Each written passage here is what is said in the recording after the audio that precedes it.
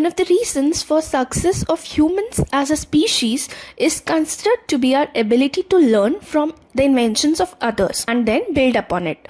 But it seems this is not an ability that is unique to humans. There are examples of pigeons who improve their flight by learning from each other. But it is not as spectacular as what humans can achieve, like bringing a new iPhone model each year or foldable mobiles. Such technology and inventions require more than one person to participate in this development process. Researchers have now found that such learning can happen in our close relatives, chimpanzees too. When chimps were given a vending machine from which they can get peanuts after doing a simple for us task but complicated for them maneuver, the chimps had to take a ball, open a drawer, put the ball in a slot and then close the drawer. For 3 months, the chimps tried, but none of the 66 chimps they tested could figure out how to get the pack of peanuts from this machine. The researchers then trained 2 of the chimps as to how to use the machine. The other chimps were then made to see how the 2 chimps got peanuts from this machine. The researchers then saw that 14 out of the observer chimps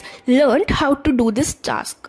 One may argue that chimps are smart and are known to make tools, so it is not that big a deal. But in another study, researchers made similar observations on bumblebee. The bumblebees had to remove a block to gain access to another block that when pushed will give them access to sugar. Now the researchers gave 24 days to bees to solve this puzzle on their own, but they could not do so.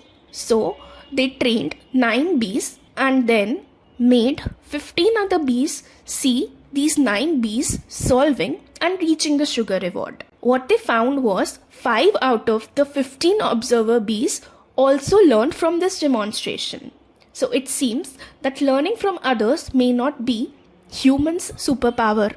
More than 20 years back, scientists found a type of worm belonging to Caecilian family who would feed on the skin of their mother worm. They would do this just once a week. It was astonishing because how can these baby worms survive with feeding just once in a week? To solve this mystery, scientists recorded the worm behavior for 200 hours. What they found was the young worms would make clicking sounds which would cause the mother to release a nutrient-rich liquid which can be considered similar to milk from its cloaca. Now, cloaca is an opening of the body at the end of the digestive tract of the worm that is an outlet for both the digestive and reproductive system. The worms were also found to move their heads inside this cloaca to feed. Although other species of this type of worm are known to release this milk-like liquid to unborn worms that hatch inside their body, the worms that were studied here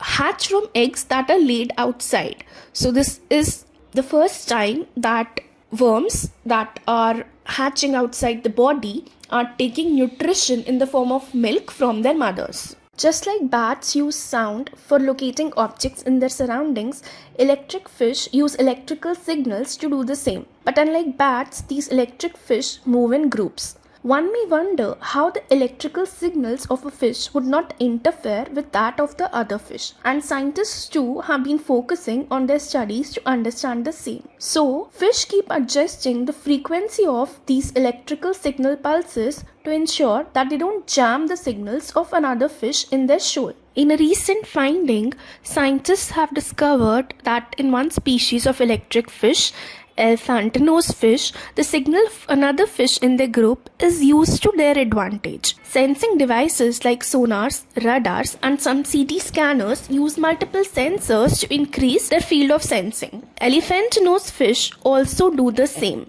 by using other fishes' signals as extra sensors. The information that comes back from the nearby fish helps them to sense a larger area of their surrounding environment.